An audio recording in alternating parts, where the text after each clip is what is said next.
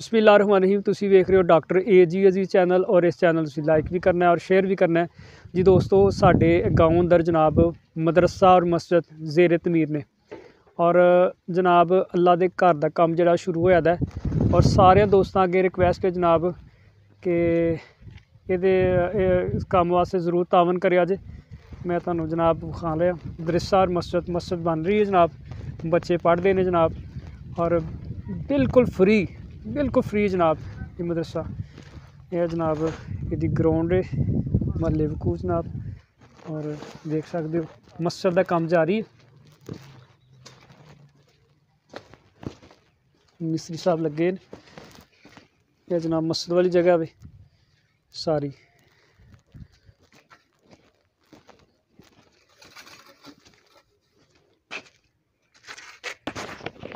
जी दोस्तों अज जनाब मस्जिद के हवाले नाल गल करांगे। साडी मस्जिद के खतीब ने जनाब हाफिज़ मुहम्मद नबी इशफाक साहब, जनाब उन्होंने गल करने और किस वक्त मामला जिहड़े ने तय होए ने मस्जिद के। अस्सलाम वालेकुम।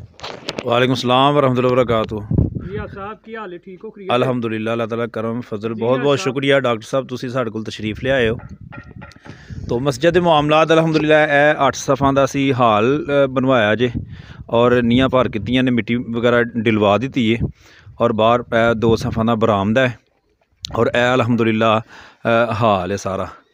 और 2 कमरे ने अल्हम्दुलिल्लाह 20-24 दा है और वो 17-27 दा है। खुला हाल है अल्हम्दुलिल्लाह, क्योंकि साडे कोल हिफज़ दे भी बच्चे ने और नाजरे दे भी बच्चे ने, 2 क्लासां ने अल्हम्दुलिल्लाह। तो सुबह सर्दी होने की वजह दे नाल सानू जिहड़ा ना बड़ी अच्छा जरूरत सी कमरे की। तो ये अल्हम्दुलिल्लाह पहले ऑलरेडी साडे कोल मौजूद सी कमरा, तो ये अंदर अल्हम्दुलिल्लाह हिफज़ दी क्लास चल रही है। साडे कोल 14-15 बच्चे अल्हम्दुलिल्लाह, एक बच्चे ने कुरान पाक हिफज़ कर भी लिया है अल्हम्दुलिल्लाह 1-2 महीना पहले। तो उन्हां दी तकमीले कुरान इत्थे आमीन भी हुई सी और उस तो बाद फिर अल्हम्दुलिल्लाह असी नाल कमरा तमीर करवाया। इसकी तैयारी शुरू है अल्हम्दुलिल्लाह, पेंट वगैरह होने वाला कर रहे हैं और अल्हम्दुलिल्लाह ये अनकरीब तैयार हो जाएगा।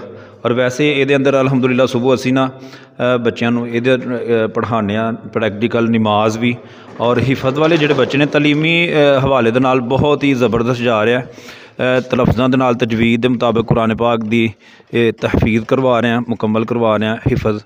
और इस तो इलावा हफ्तावार असी रिपोर्ट बनाई दा और घरां दे अंदर बच्चे किन्नियां लैना सुनाते हैं, सबकी सुनाई है कि नहीं सुनाई, मंजिल सुनाई है कि नहीं सुनाई, किन्ना सुना रहे हैं। तो इस हवाले दे नाल असी हफ्तावार बच्चों की रिपोर्ट बना के उन्होंने घरां दे अंदर पहुँचाने और वालदैन दे नाल अल्हम्दुलिल्लाह साडा पूरा मुकम्मल राबता हुंदा है। तो मेरी सारे दोस्त अहबाब दे अगे अहले इस्लाम अगे बड़ी मुअद्दबाना गुजारिश है कि इस अल्लाह के घर दे नाल मस्जिद दे नाल भी और मदरसे दे नाल भी भरपूर तावन किया जाए। पैसों की सूरत के अंदर भी तावन किया जाए, वक़्त भी निकाल के इत्थे आके विजिट भी करो और वक़्त भी दवो। और अपने बच्चों बिलखसूस अहले इलाका दे अगे बड़ी मेरी रिक्वेस्ट है, मुअद्दबाना गुजारिश है कि ज़रूर इत्थे अपने बच्चों का जिहड़ा मुस्तकबिल अच्छा बनाने वास्ते हिफज करवाओ और दीन की तालीम उन्होंने दिलवाओ। अल्लाह ताला जज़ाए खैर अता फरमाए। जी है सन अपना साडे इमाम और खतीब जनाब हाफिज़ नबी इशफाक साहब और तुसी वेख रहे हो दोस्तों कि मिस्त्री साहब लगे ने और काम जारी है जनाब मस्जिद का। इंशाअल्लाह अनकरीब जनाब ये मुकम्मल हो जाएगा और तुसी सारे दोस्त तावन करेआ जे। और मटीरियल भी चाहिए, सीमट, बजरी, रेत और जनाब तावन जड़ा ना वो लाजमी है। और जड़ा कोई दोस्त घलना चाहे मैं आप सादा नंबर दे देंगा जनाब, तुसी इन्हां नाल रब्ता कर सकते हो। तो ये अल्लाह का घर है और हाफ साहब ये मतलब ज़रूर थोड़ी बहुती गुफ्तगू जी ना ज़रूर दसणगे इंशाअल्लाह। रसूलुल्लाह सल्लल्लाहु अलैहि वसल्लम ने इरशाद फरमाया, मम बना लिल्लाहि मस्जिदन बनल्लाहु लहू बैतन फिल जन्ना। जिहड़ा शख्स अल्लाह दा एक घर तामीर करवांदा है दुनिया के अंदर, तो अल्लाह ताला जन्नत के अंदर ऐसे बंदे दा महल तामीर करवानगे।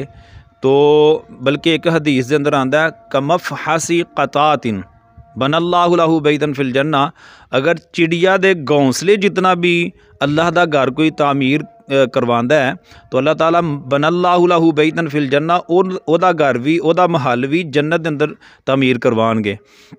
تو کمف حاسی قطعات ان محدثین فرماندے نے کہ چڑیا دے آل نے گھونسلے جتنا، مطلب کہ اگر کوئی اتنا بھی تعاون شامل فرماندا ہے تو اللہ تعالیٰ او دے واسطے بھی جنت دے اندر محل تعمیر کرواندے نے۔ انما یعمر مساجد اللہ من آمن باللہ والیوم الآخر، تو یہ مومن لوگاں دا کام ہے مساجد دے نال پیار محبت کرنا اور تعمیراتی معاملات دے اندر حصہ شامل فرمانا۔ تو سارے دوست احباب مٹیریل دی صورت دے اندر، پیسے دی صورت دے اندر ضرور تعاون اپنا شامل فرمایا جے اللہ تعالیٰ جزائے خیر عطا فرمائے۔